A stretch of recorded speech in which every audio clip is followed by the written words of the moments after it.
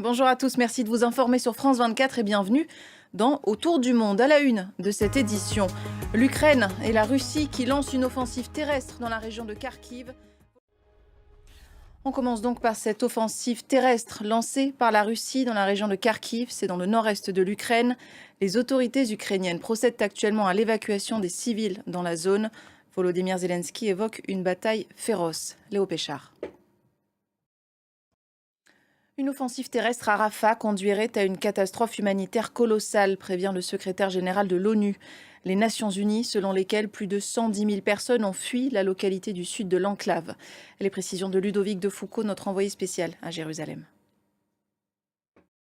Ludovic de Foucault depuis Jérusalem, et par ailleurs on apprend que 4 soldats israéliens ont été tués lors de combats dans le nord de la bande de Gaza, c'est ce que fait savoir Tsahal.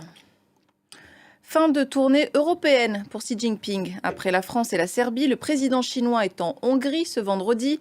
Une visite largement commentée. Le Premier ministre Viktor Orban est très critiqué par ses partenaires européens, notamment pour ses vues sur la guerre en Ukraine.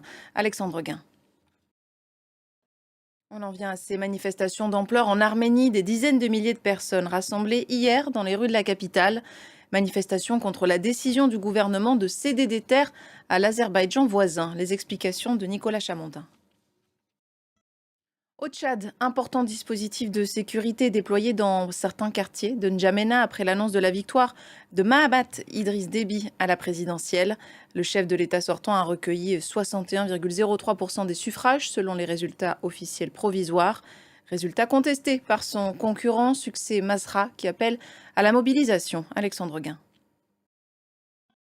Les commémorations de l'esclavage ce 10 mai.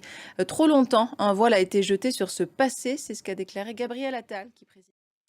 3h15 de show sans entracte, une cinquantaine de chansons et une scénographie impressionnante. Taylor Swift a lancé sa tournée européenne hier soir à Paris devant pas moins de 42 000 spectateurs.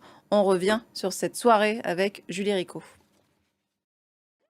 Et c'est ainsi que se termine cette édition. Merci de l'avoir suivi. Restez sur France 24. Tout de suite, la semaine de l'écho.